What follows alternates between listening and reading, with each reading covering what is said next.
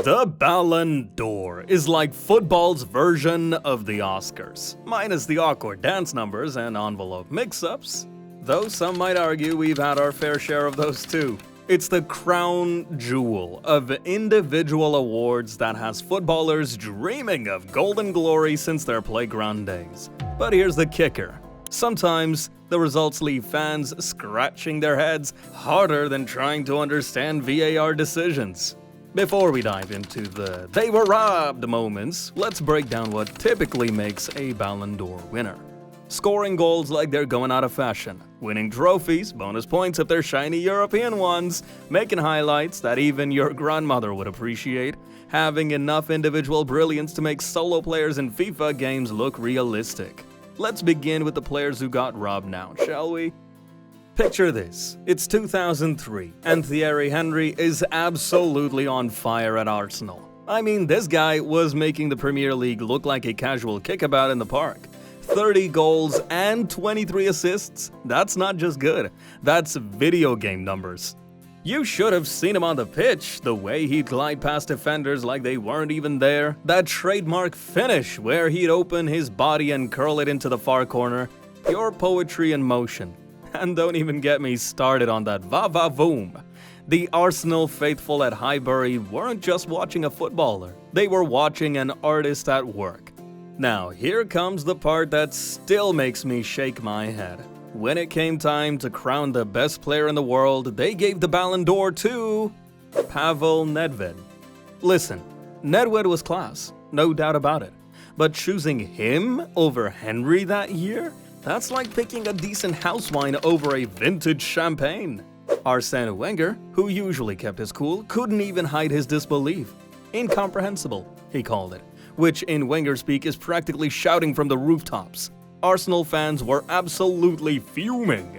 I bet if you bring this up at the Emirates today, you'll still get an earful about it. Fast forward to 2010 and we have another Ballon d'Or robbery that left the football world scratching its collective head. This time, it was Wesley Sneijder, the Dutch maestro, who had just led Inter Milan to an incredible treble-winning season.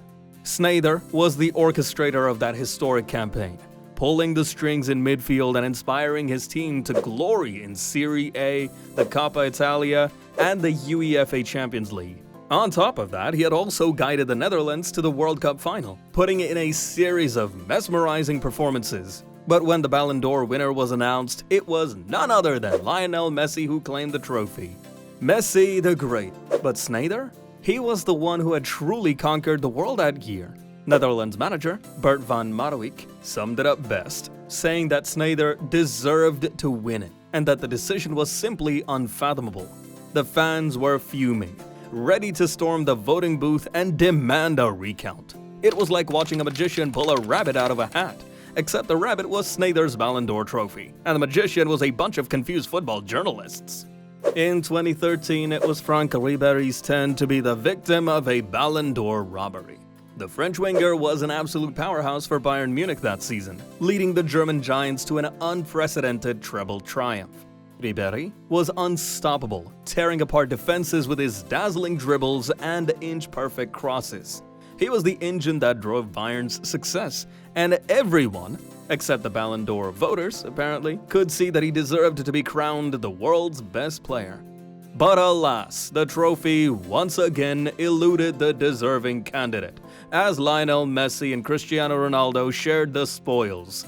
Bayern president Uli Hoeneß didn't hold back, calling the result a scandal and accusing the voters of being blinded by the Messi-Ronaldo duopoly.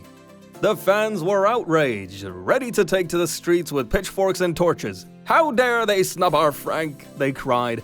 "He was the heart and soul of that treble-winning team."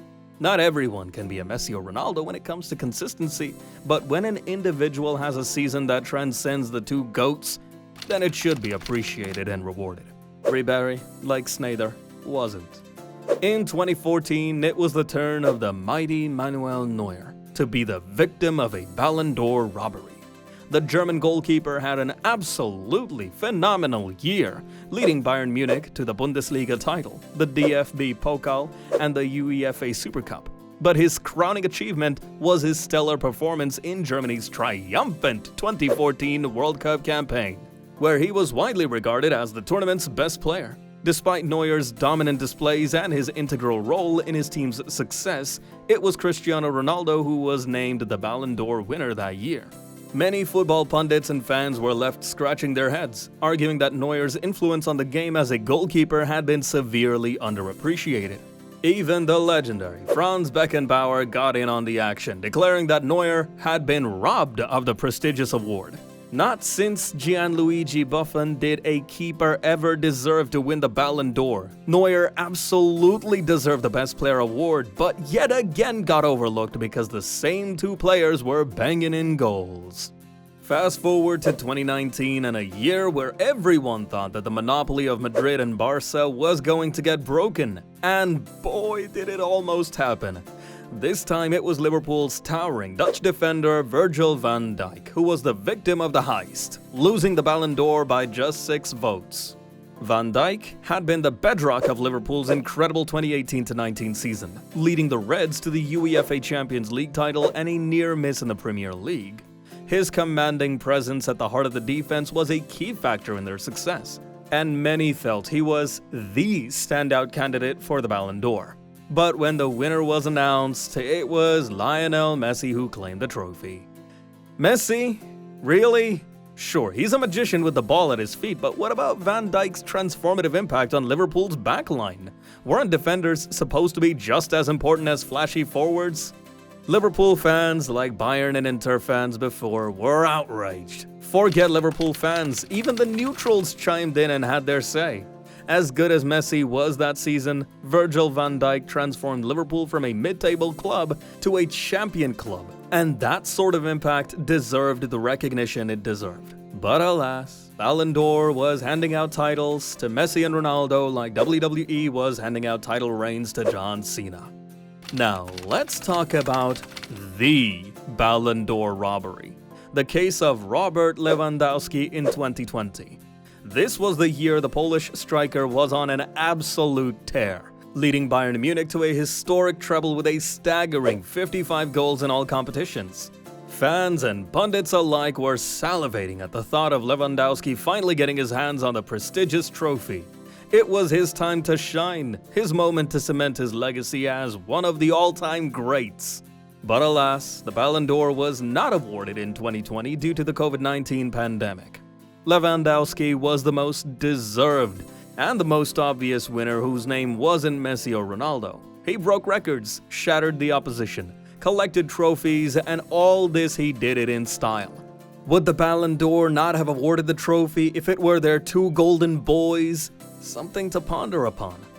And finally, we come to the most recent Ballon d'Or robbery, the case of Erling Haaland in 2023.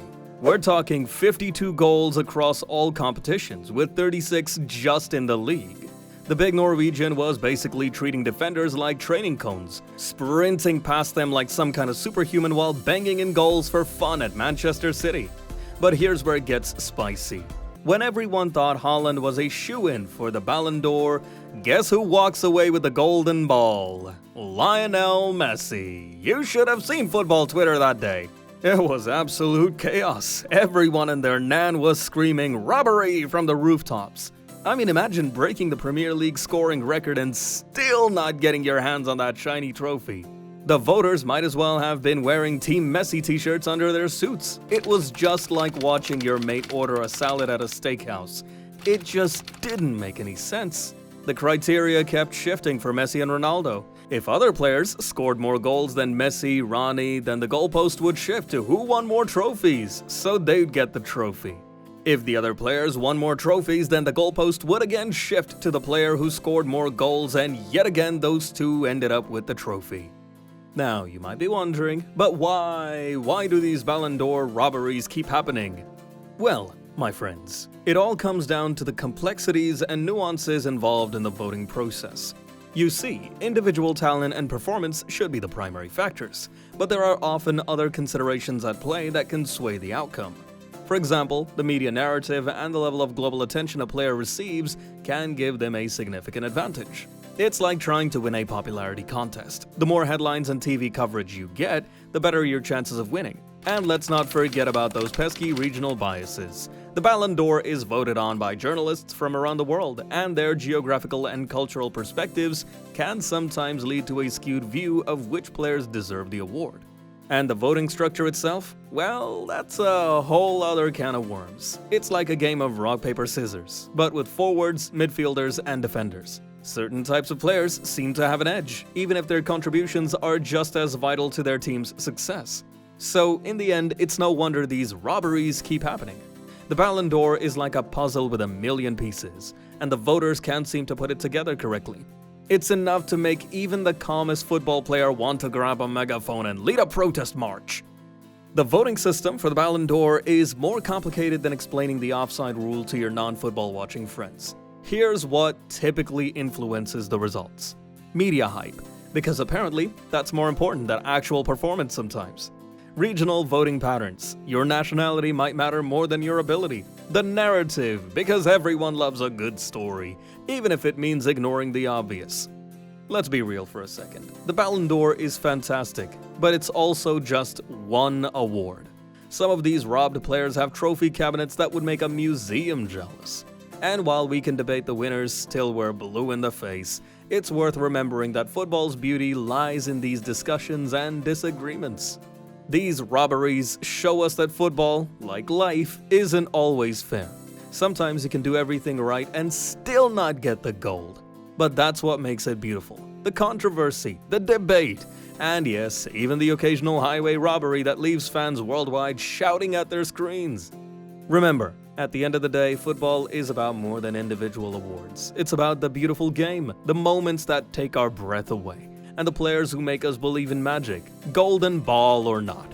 And hey, if nothing else, these controversies give us something to argue about at the pub. And isn't that what football is really about?